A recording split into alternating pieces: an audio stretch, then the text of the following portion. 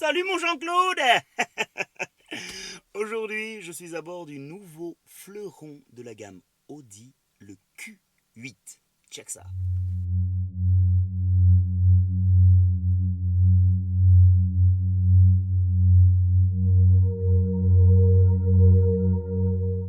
Alors Jean-Claude, un petit truc sympa, rien que pour commencer, quand tu actives le contact de cette voiture, tu as une musique de démarrage, comme certains programmes informatiques. Écoute ça.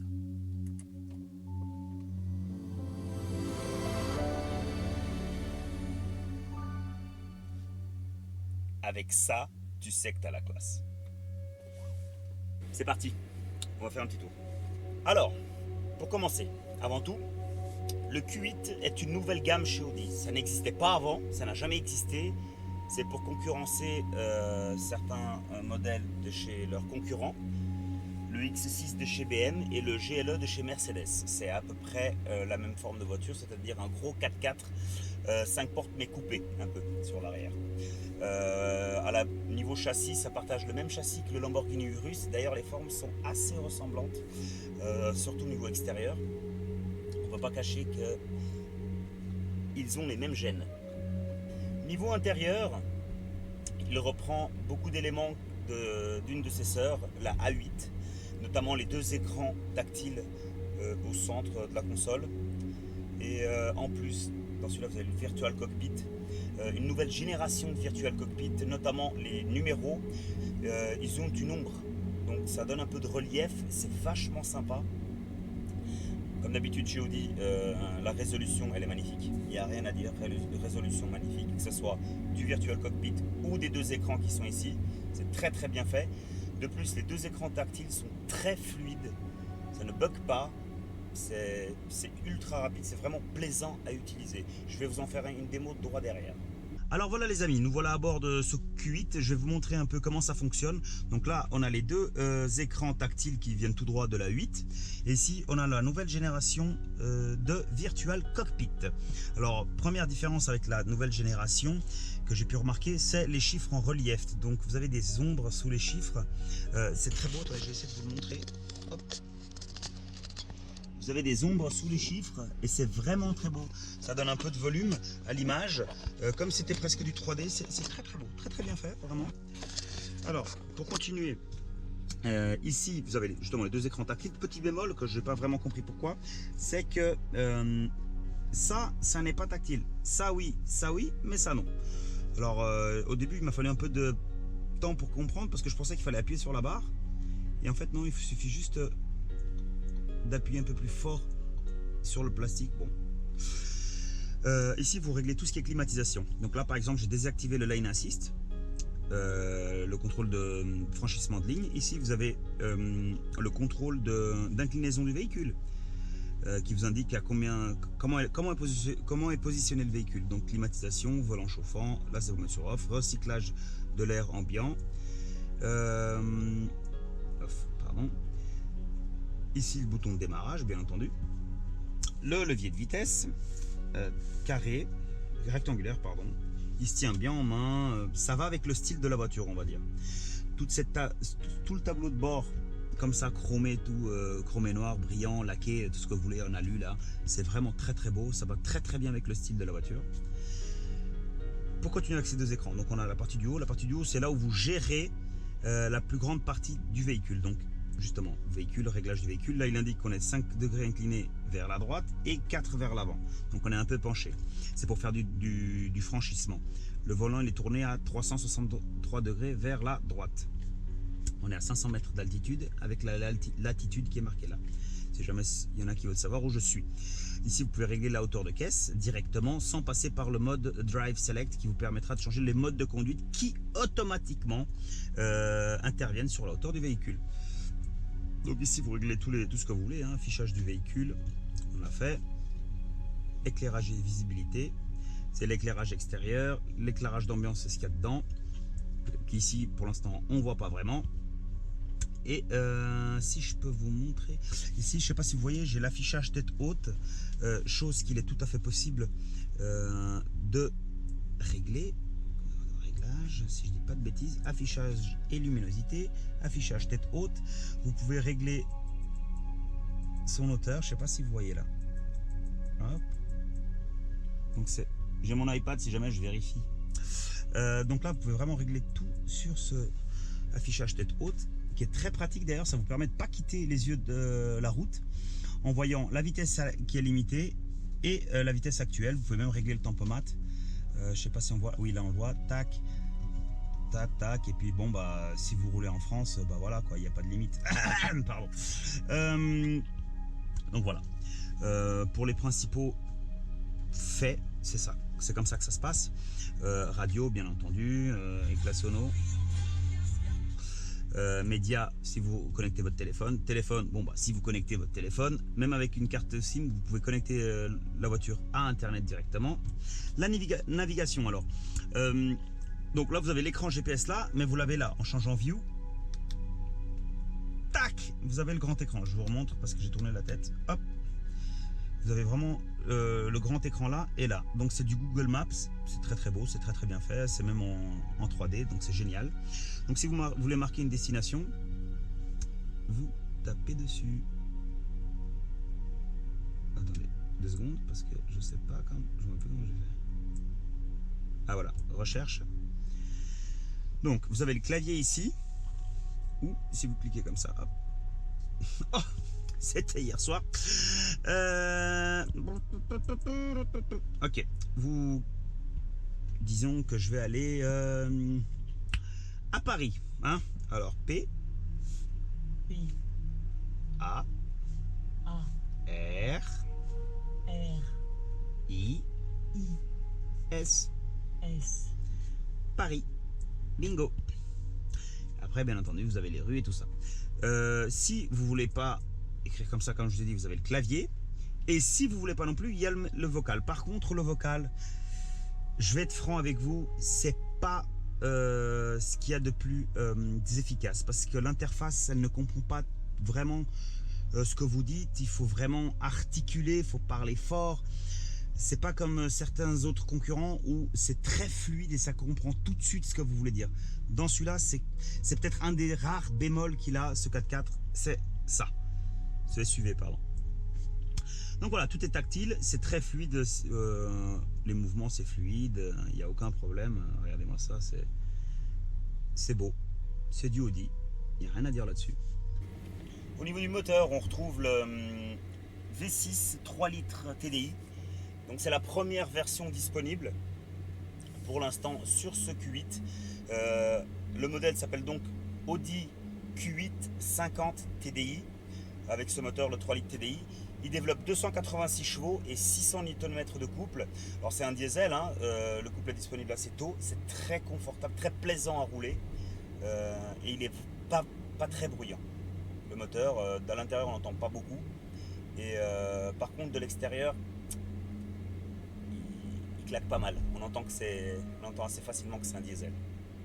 Je vais vous parler un peu des points forts de ce Q8. Pour moi, des choses qui m'ont vraiment bluffé car ça fait 2 jours que je roule avec. Première chose, un truc vraiment que j'adore, c'est un petit peu gadget, c'est les feux Matrix LED, donc devant et derrière aussi. Donc c'est des feux à LED qui ont des animations. Par exemple au démarrage, vous allez voir ça tout de suite, ils ont une cinématique, on va dire. C'est vraiment magnifique, que ce soit devant ou derrière, c'est très très beau, c'est très bien fait. Franchement, chapeau Audi parce que ça en jette vraiment. Quand vous ouvrez votre voiture à distance, il faut qu'il fasse sombre hein, parce que sinon elle ne fait pas ça de jour. Quand vous ouvrez votre voiture à distance et que vous avez des gens à côté, tout le monde est bluffé. Tout le monde en est bluffé. Même moi hier j'étais bluffé, c'était incroyable. Autre chose, quand vous roulez dans la circulation, avec toutes les aides à la conduite qu'elle a cette voiture, que ce soit sur la calandre avant, les deux caméras, voire 3 même, il y en a aussi derrière et tout ça. Donc quand vous roulez, par exemple sur l'autoroute, vous activez les grands phares, la voiture va créer une zone d'ombre pour ne pas aveugler la personne qui est devant. Donc c'est assez incroyable parce que vous voyez une zone d'ombre pile sur la voiture qui est devant et tout le reste autour illuminé. C'est vraiment incroyable. Et c'est pas ça le pire, hein. Le pire c'est que ça se pratique même aux voitures qui viennent d'en face.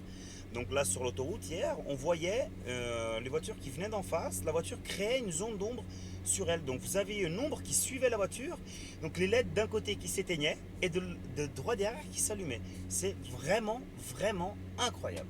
J'étais, pardonnez-moi, j'étais sur le cul complètement. Parce que c'est vraiment très intelligent, ça n'aveugle pas les gens. La luminosité est incroyable parce que c'est des feux à LED, c'est magnifique, on voit presque comme en plein jour. Et d'ailleurs, les grands phares, quand vous les activez, vous avez le line assist, le front assist, donc c'est le contrôle de trajectoire pour pas que vous dépassiez une ligne, les lignes par exemple. Et le front assist, c'est qui contrôle la distance avec la voiture qui est devant. Quand vous avez tout ça activé, que vous allumez les grands phares ils ont une cinématique d'ouverture, c'est tout fait pour en prendre plein la vue. Ils s'ouvrent du milieu, comme ça. Et c'est vraiment beau quand vous voyez ça en pleine nuit, ça en jette. C'est vraiment une tuerie. Vraiment. Un autre point fort de ce véhicule, c'est la place à l'intérieur. Donc oui, extérieurement, il est massif. Et on comprend pourquoi à l'intérieur, parce qu'on a vraiment un espace magique. Que ce soit moi en tant que chauffeur, le passager et même les passagers derrière. Je peux reculer le siège à mon aise, car la personne derrière aura de toute façon un grand espace pour les jambes. Vous faites 1m80, 1m90, 1m90, il n'y a aucun problème, vous rentrez facilement derrière, vous avez un confort incroyable. C'est vraiment une voiture absolument parfaite si vous voulez faire des longs trajets. C'est génial, vous êtes dans un confort ultime. Confort ultime pour plusieurs raisons, donc comme on a dit l'espace, mais aussi pour le confort global. La voiture ne fait pas de bruit. Donc là j'ai la climatisation allumée, mais si je l'éteins, c'est silencieux. C'est vraiment très silencieux. Ça c'est dû en partie aussi aux vitres en double vitrage, donc il y a 2 épaisseurs de vitres si vous voulez. Ça, on n'entend rien. On n'entend rien. C'est vraiment très plaisant. Pour en revenir aux tailles, ce 4x4 mesure 1m70 de haut pour 5 mètres de long environ.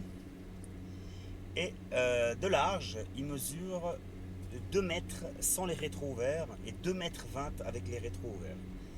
Autant dire qu'il est vraiment, vraiment massif. Comparé à un Q7, il est un peu plus court, mais un peu plus large qu'un Q7. C'est à peu près équivalent.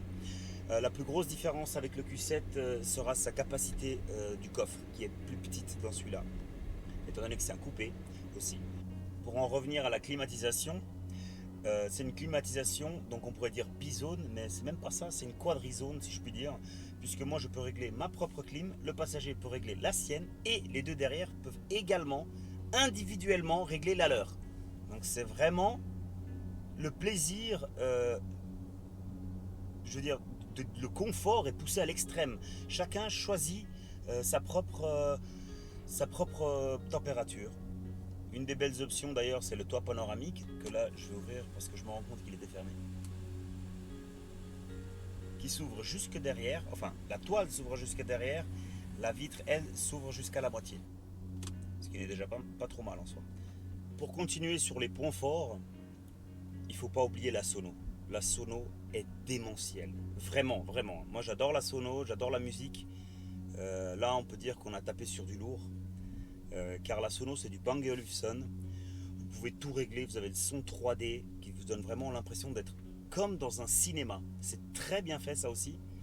Et vous pouvez mettre à fond. Alors moi qui adore écouter de temps en temps de la musique qui tape un peu, genre du bon hard style, c'est parfait. C'est parfait, franchement j'étais bluffé. À Donf c'est un truc de ouf.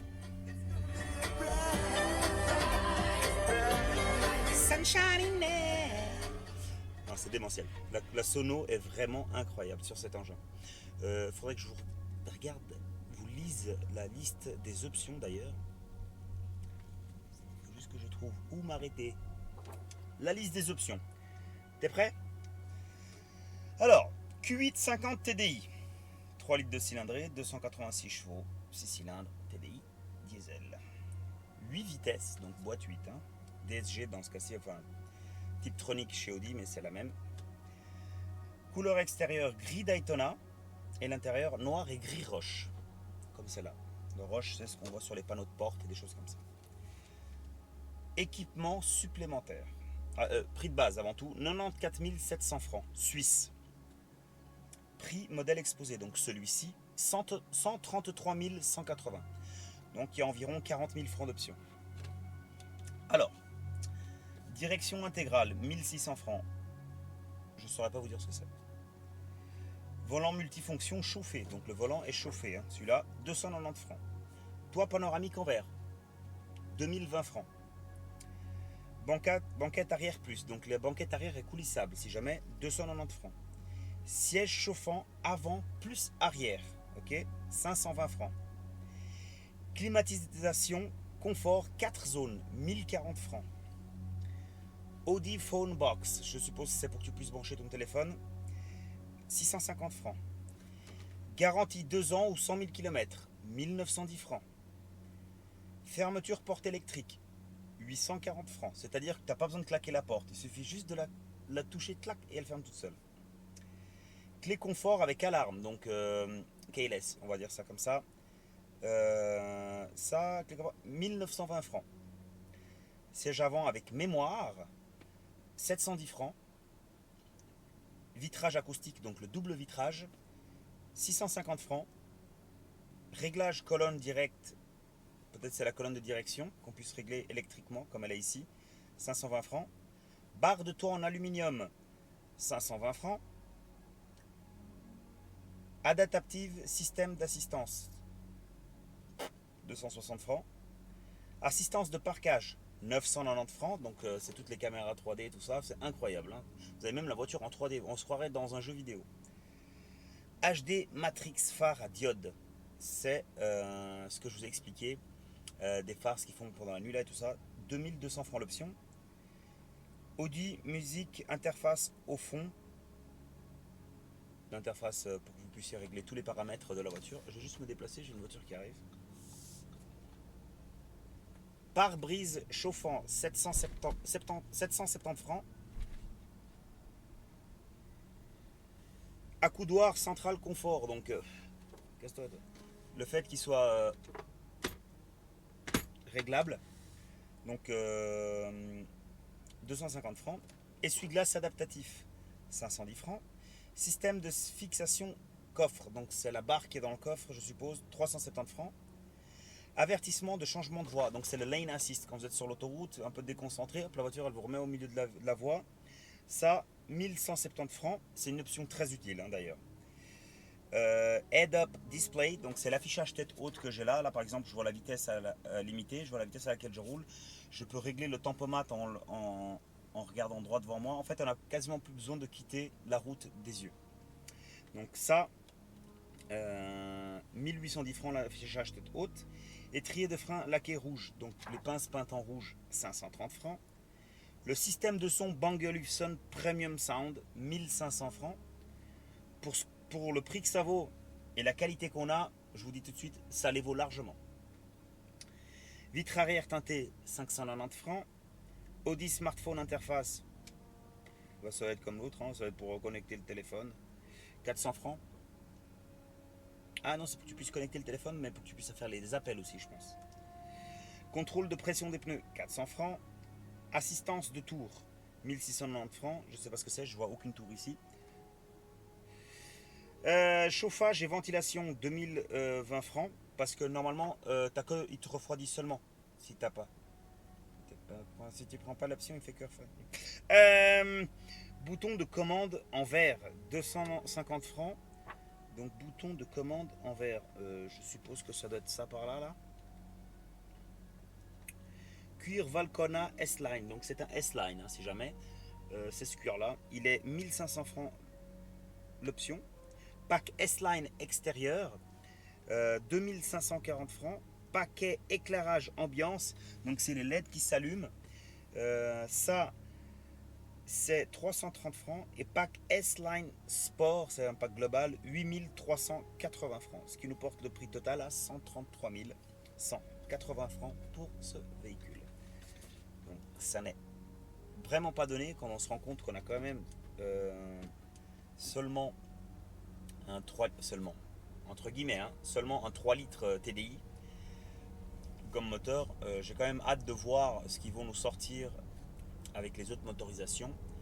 Peut-être un 3 litres TFSI, hein, et pourquoi pas un SQ8 ou même RSQ8, soyons fous, pourquoi pas, avec un gros V8 de forain là, comme Lamborghini Urus, qui partage la même base, le même châssis, la même base, le même moteur que la RS6 par exemple. Donc c'est tout à fait possible qu'ils nous fassent une Audi comme ça, sauf s'ils veulent pas se concurrencer les uns les autres, ce qui est aussi tout à fait plausible. À voir. Maintenant, je vais vous donner mon avis personnel, ce que j'en pense. Eh ben, c'est une sacrée caisse, dans le sens où elle est très complète niveau équipement, très facile à conduire, même si elle pèse plus de 2 tonnes 4. Elle est très facile à conduire, très plaisante à conduire. Elle a un look qui peut ne pas plaire, ce que je comprends aussi, hein. Les goûts, tout est relatif, n'est-ce pas?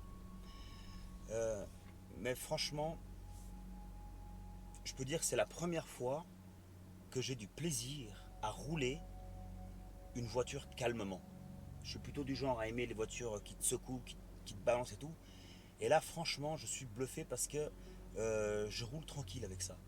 Alors, t'as pas forcément trop le choix non plus parce que c'est pas un avion de chasse, mais tu prends goût à rouler tranquille, à être apaisé. Tu chill en fait, tu chill. Tu mets ta petite musique, tu fermes, t'éteins tout. T'es dans ton cocon. Et ça, c'est vraiment plaisant. Vous remarquerez aussi que les portes n'ont pas de montant. Cela confère un petit look sportif qui passe vraiment bien.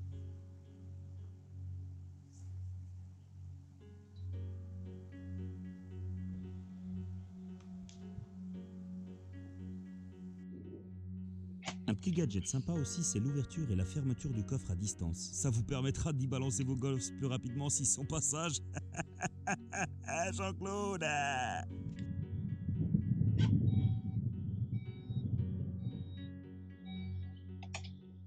Bon bah voilà les amis, c'en est fini pour cet essai du Q8. J'espère que ça vous aura plu. Je tiens bien évidemment à remercier Thiago du garage Amag à Nyon de m'avoir mis ce 4x4 à disposition, de m'avoir laissé l'essayer. C'est vraiment génial. Merci beaucoup Thiago du fond du cœur. Merci à Amag, merci à tout le monde. Et puis voilà, j'espère vous revoir bientôt pour d'autres essais avec d'autres voitures, d'autres marques, pourquoi pas aussi. Je suis ouvert à tout. Ok les amis, passez une bonne journée et à bientôt. Ciao ciao.